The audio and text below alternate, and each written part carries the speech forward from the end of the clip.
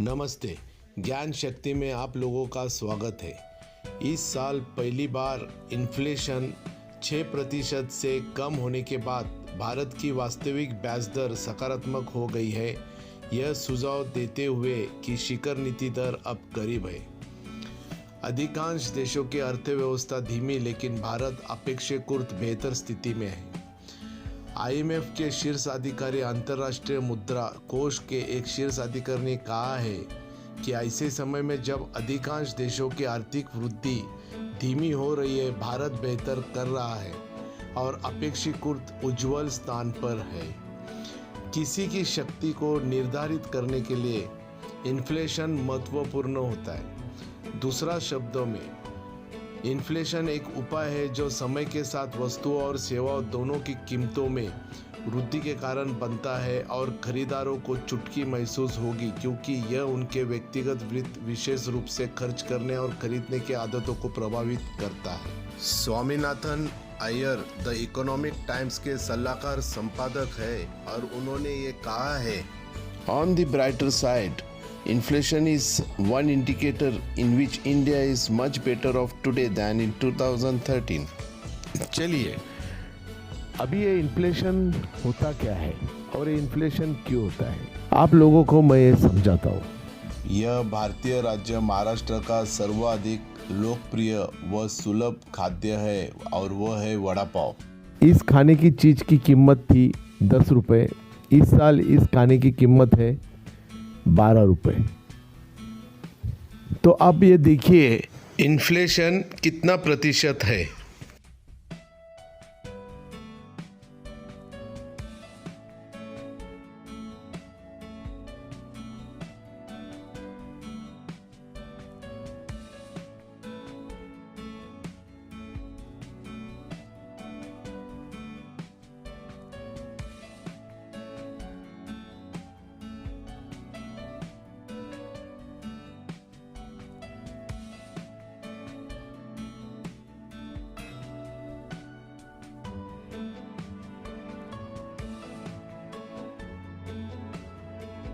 आपको या तो अपने कार्ट से किसी आइटम को हटाने के लिए मजबूर किया जा सकता है या अतिरिक्त भुगतान करके उस उत्पाद को खरीदने के लिए मजबूर किया जा सकता है। बस ये दो बातें हैं जो आपके मासिक निर्धारित बजट को प्रभावित कर सकता है।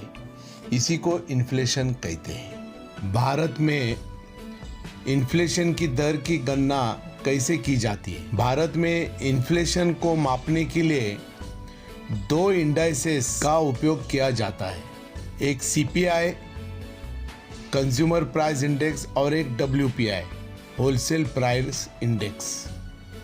ये दोनों वस्तुओं और सेवाओं की कीमतों पर परिवर्तन की गणना करने के लिए अलग अलग दृष्टिकोणों को ध्यान में रखते हुए मासिक आधार पर इन्फ्लेशन को मापते हैं। यह अध्ययन सरकार और भारतीय रिजर्व बैंक को बाजार में मूल्य परिवर्तन को समझने में मदद करता है और इस प्रकार इन्फ्लेशन पर नज़र रखते हैं। अतीत में सरकार ने इन्फ्लेशन को कम करने के लिए कई उपायों की घोषणा की है।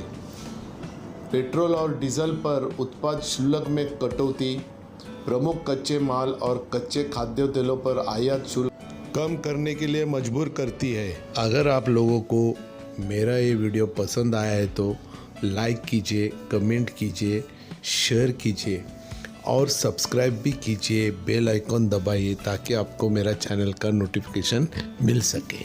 थैंक यू, धन्यवाद।